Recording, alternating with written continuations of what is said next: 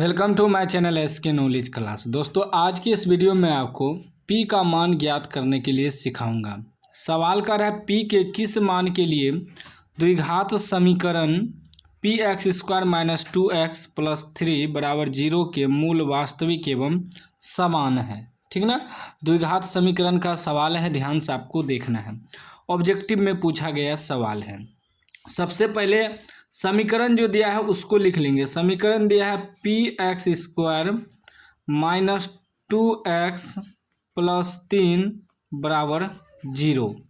ठीक है ना, तो इसमें देखिए x² का जो गुणांक होता है a होता है, तो a बराबर क्या हो जाएगा, a बराबर आपका p हो जाएगा।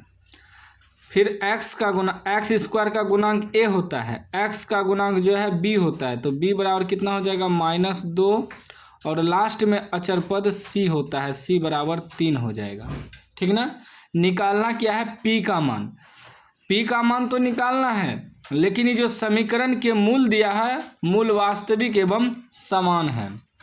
ठीक ना, तो मूल वास्तविक और समान कब होता है इसको समझना होगा। ठीक ना, लिखेंगे मूल वास्तविक एवं समान होंगे यदि d बराबर 0 हो। ठीक ना, यदि d बराबर 0 निकलेगा, यानी कि विवेचक बराबर 0 निकलेगा, तब मूल वास्तविक तो होगा और समान होगा। यदि d बराबर 0 हो तो d का जो सूत्र होता है d यानी कि विवेचक, इसे विवेचक भी कहते हैं, विवेचक कहिए, या d बराबर सूत्र होता है b² - 4ac, इतना बराबर 0 रखेंगे।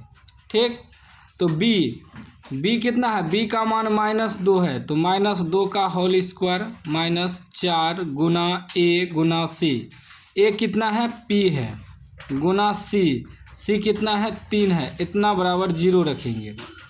अब देखिए 2 का स्क्वायर क्या हो जाएगा 4, माइनस का स्क्वायर प्लस, माइनस 4 तिया 12 गुना p, 12p बराबर 0।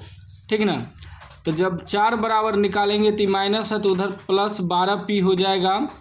जब p बराबर निकालेंगे तो 12 इसके बटे में आ जाएगा, 4 के बटे में 12 बराबर p, कटाइए तो 4 का 4, 4 तिया 12, यानी कि p बराबर आपका कितना निकल गया 1/3। 1/3 आपका p का मान निकल गया। ठीक ना, ऑप्शन है 1/3, ऑप्शन ए में है, ए आपका राइट आंसर हो जाएगा। ठीक है ना, ध्यान यहाँ देना है कि मूल वास्तविक एवं समान है। तो मूल वास्तविक और समान कब होता है, यदि d बराबर 0 हो।